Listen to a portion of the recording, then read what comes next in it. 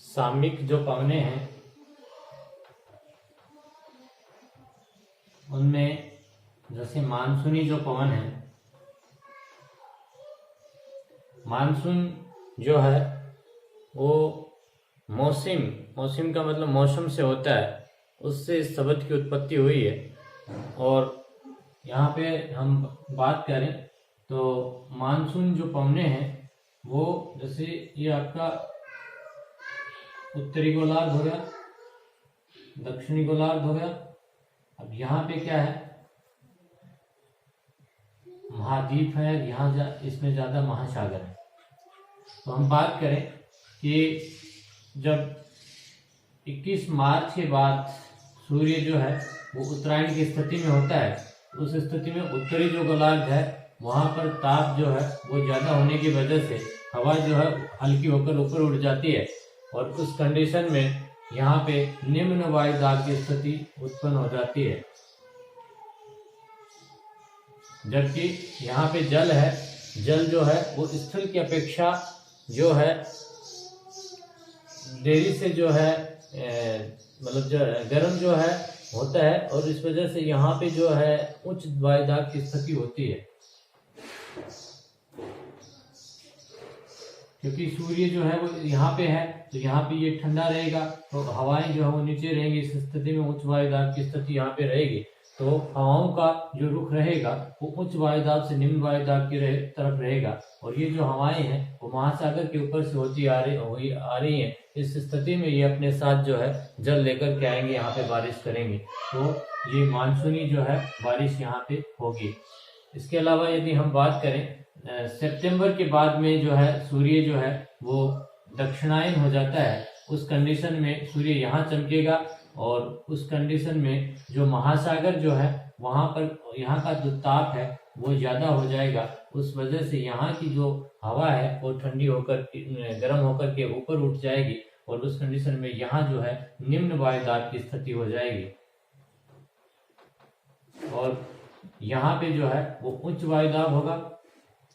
और हवाएं हमेशा उच्च वायुदाब से निम्न वायुदाब की तरफ चलती हैं, तो उस कंडीशन में जो हवाएं चलेंगी वो इस दिशा में चलेंगी, और ये हवाएं जो होंगी ये शुष्क होंगी, क्योंकि यहाँ पानी नहीं है, तो ये शुष्क हवाएं होंगी, इनकी दिशा इस तरह से होगी। तो ये हम बात की हमने मानसूनी पवनों की। उसके बाद हम बात करते हैं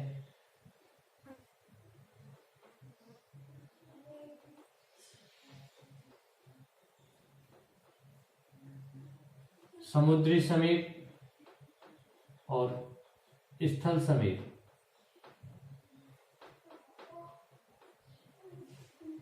जैसे हम बात करें भारत जो है उसका जो प्रायद्वीपीय भारत है, यहाँ पे क्या है, अरब सागर, बंगाल की खाड़ी। तो दिन के समय क्या होता है कि ये जो स्थल भाग है और यहाँ पे क्या है, जल है। तो स्थल जो भाग होता है यानी मिट्टी जो है वो पानी की अपेक्षा इसमें इसकी जो विशिष्ट ऊष्मा के कारण इसमें ये स्पेसिफिक ये गुण होता है कि ये गर्म भी जल्दी होती है और ठंडा भी जल्दी होती है। तो जब दिन के समय सूर्य की जो ताप होता है उसकी वजह से ये क्या हो जाएगी, दिन में गर्म जल्दी हो जाएगी, और उसकी अपेक्षा जल जो है वो इतना ज्यादा गर्म नहीं होगा, तो यहाँ पे ये क्या रहेगा, ठंडा रहेगा। अब होगा क्या कि ये गर्म होने की वजह से यहाँ की जो हवा है वो हल्की होकर के ऊपर उठ जाएगी, और उस कंडीशन में यहाँ पे निम्न वायुदाब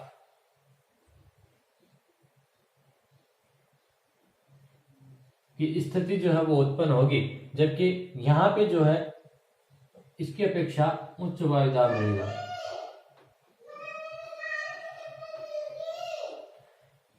अब हवाएं जो है वो उच्च वायुदाब से निम्न वायुदाब की तरफ चलेंगी, तो हवाओं की जो दिशा होगी वो इस दिशा में चलेंगी। ये हवाएं समुद्र से आ रही हैं तो अपने साथ कुछ पानी भी लेकर के आएंगी, तो ये जो ठंडी रहेंगी, इस वजह से ये जो हवाएं हैं इनको हम समुद्री समीर भी कहते हैं। तो ये तो होता है दिन की कंडीशन। दिन में जो हवाएं चलेंगी वो समुद्र से स्थल की तरफ चलेंगी, तो इस वजह से इसको जो है हम समुद्री समीर भी कहते हैं। रात्रि के समय क्या होगा कि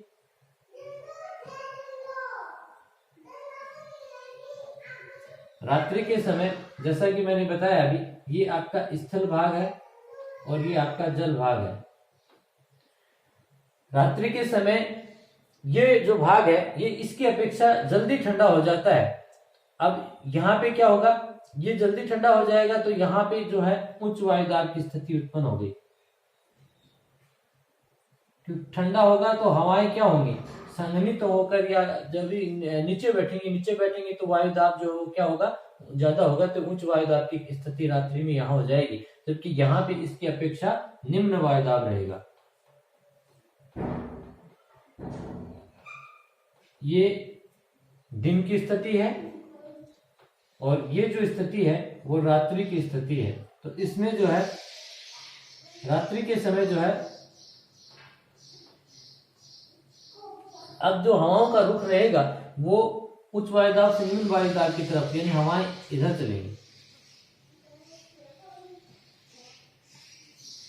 स्थल से चल रही हैं तो इनको हम स्थलीय समीर कहेंगे। ये समुद्री समीर थी और इसको क्या कहेंगे, स्थलीय समीर। तो रात्रि के समय जो है वो स्थलीय समीर चलती हैं और दिन के समय जो है वो क्या चलेंगी, समुद्री समीर चलेंगी। तो ये हवाएं जो स्थल से चल रही हैं शुष्क होंगी, जबकि इनमें थोड़ी क्या रहेगी, नमी रहेगी। तो इस तरह से ये आपके समुद्री समीर और स्थलीय समीर जो है वो दिन और रात्रि के समय जो है चलती हैं। उसके बाद में तीसरे जो प्रकार है वो है आपका पर्वतीय एवं घाटी समीर।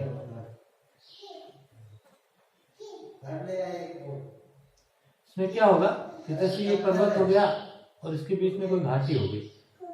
अब इसमें भी क्या होगा, दिन के समय जो है यहाँ पर जो है टेम्परेचर की वजह से ये हवाएं ऊपर होकर उठ जाएगी, तो यहाँ निम्न वायुदाब की स्थिति हो जाएगी और यहाँ पे इसकी अपेक्षा क्या रहेगा, उच्च वायुदाब। इस स्थिति में हवाएं जो है वो उनकी दिशा जो होगी ये होगी, तो इनको हम घाटी समीर कहेंगे।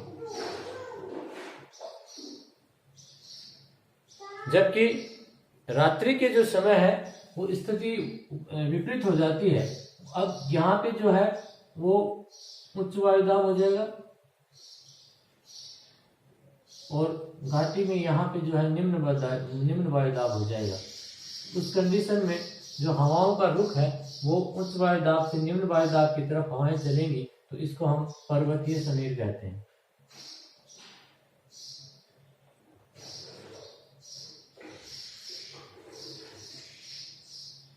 और इन्हीं की वजह से जो है तुषार,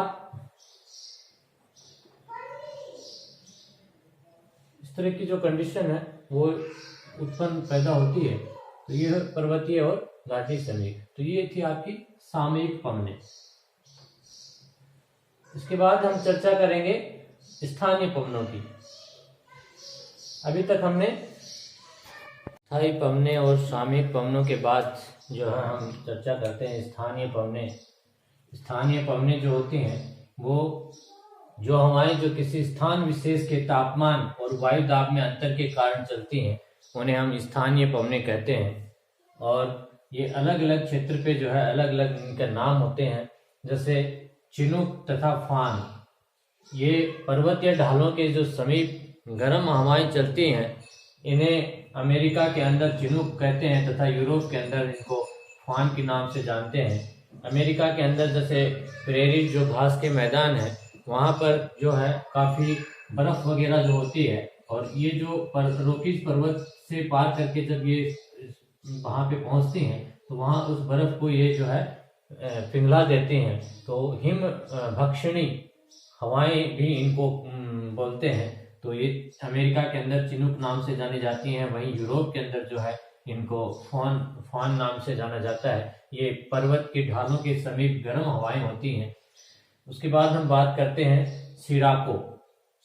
इटली के अंदर इनको सिराको बोलते हैं गर्म शुष्क रेत से भरी हुई ये हवाएं होती हैं और ये सहारा के अंदर इनको सिमुम नाम से जानते हैं, वहीं लीबिया के अंदर इनका नाम गिबली, ट्यूनिसिया के अंदर इनको चिल्ली नाम से जानते हैं, जबकि स्पेन के अंदर इनको लेवेस नाम से जानते हैं। जब ये भूमध्य सागर को पार करती हुई दक्षिणी इटली में जब पहुंचती हैं तो वहां पर जो ये रेत लेकर की जाती है, लाल रेत, वो नीचे गिरती है। तो इसको जो है एक तरह से ऐसे लगता है जैसे रक्त की जो है बौछार हो रही है। तो इस आधार पे जो है अलग अलग इनका नाम, अलग अलग क्षेत्र में इनका नाम से जाना जाता है। उसके बाद हम बात करते हैं हरमट्टान। ये अफ्रीका के सहारे जो सहारा मरुस्थल है वहां से जो पूर्वी भाग से उत्तर पूर्वी तथा पूर्वी दिशा से पश्चिम में चलने वाली हवाएं, गर्म शुष्क हवाएं हैं ये हरमट्टान। और जब गिन्नी तट पर ये पहुंचती हैं तो वहां की जो नम जो आर्द्र वातावरण वहां का रहता है तो वो थोड़ा अस्वास्थ्यकर होता है, लेकिन जब ये हवाएं वहां पर पहुंचती हैं तो ये बहुत ज्यादा स्वास्थ्यप्रद होती हैं। इसलिए गिन्नी तट पर इन हरमट्टान हवाओं को डॉक्टर हवा के नाम से भी जाना जाता है। उसके बाद मिस्ट्रल हवाएं, ठंडी शुष्क तीव्र गति वाली ये हवाएं हैं, स्पेन और फ्रांस को ये स्पेशली प्रभावित करती हैं। और उसके बाद हम बात करते हैं बोरा। शुष्क और प्रचंड ठंडी हवाएं होती हैं और ये विशेष करके जो है एड्रियाटिक जो सागर है उसके पूर्वी किनारे पर चलती हैं। उसके बाद में बिलजर्ड जो हवाएं हैं इनको झंझावत कहते हैं और संयुक्त राज्य अमेरिका के अंदर इनको नॉर्दर्न के नाम से जाने जाते हैं, वहीं साइबेरिया के अंदर इसको बुरान के नाम से जानी जाती हैं। उसके बाद लू, ये अपना जो उत्तरी भारत है, पश्चिमी पाकिस्तान है, वहां पर ये पश्चिम से आने वाली बहुत गर्म और शुष्क हवाएं होती हैं और इनकी वजह से टेम्परेचर जो है वो अपना 45 डिग्री से अबव हो जाता है। और इनकी वजह से मई और जून जो महीने हैं वहाँ उत्तरी भारत में जो है वो दिन के समय निकलना बहुत दुर्भर हो जाता है। लू जो है वो उसकी वजह से जो है स्वास्थ्य पर भी इनका कुप्रभाव पड़ता है। तो इस तरह से ये जो है स्थानीय पवने, तो पवने जो थी वो हमने पढ़ी स्थायी पवने,